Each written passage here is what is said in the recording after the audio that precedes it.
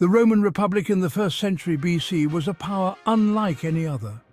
It was a time of immense growth and expansion, where the might of Rome was felt far and wide. Its legions, disciplined and formidable, marched from the scorching sands of Africa to the dense forests of Gaul, conquering and establishing Roman dominance. Roman influence stretched across the vast expanse of the Mediterranean, turning it into a Roman lake, a mare nostrum, as they called it. Yet this immense power did not come without its challenges. The Republic was constantly embroiled in battles, defending its borders and quelling rebellions. The Republic faced enemies on all sides, and even its own citizens could be a source of instability. The streets of Rome were often filled with political unrest and social strife. Ambitious men vied for power, each seeking to carve out their own legacy. The seas, vital for trade and communication, were often plagued by pirates, disrupting the lifelines of the Republic.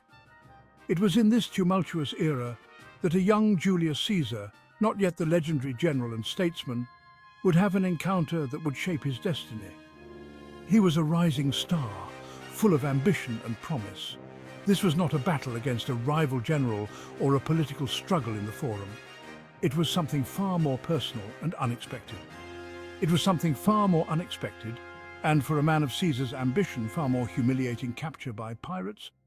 This event would test his resolve and cunning, setting the stage for his future greatness. The Cilician pirates were not mere brigands.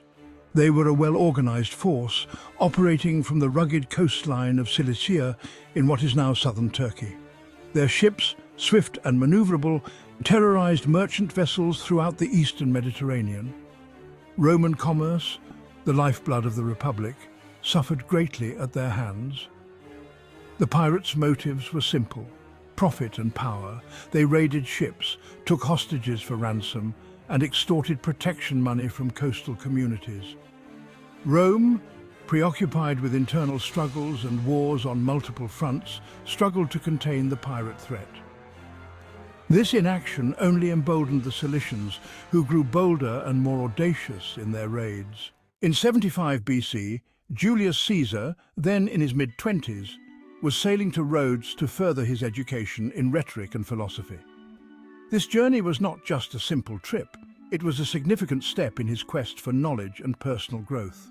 It was to be a journey of self-improvement, a chance for the young nobleman to hone the skills he would need for a life in Roman politics. Caesar was determined to become a master orator and philosopher, skills highly valued in the Roman Republic. However, fate had other plans. The sea, often unpredictable and perilous, would soon present a challenge that Caesar had not anticipated. As Caesar's ship traversed the Aegean Sea, it was intercepted by Cilician pirates. These pirates were notorious for their ruthless tactics and had been a menace to many travelers. The pirates, recognizing the value of their captive, demanded a hefty ransom of 20 talents of silver, a considerable sum at the time. This was not just a random act of piracy.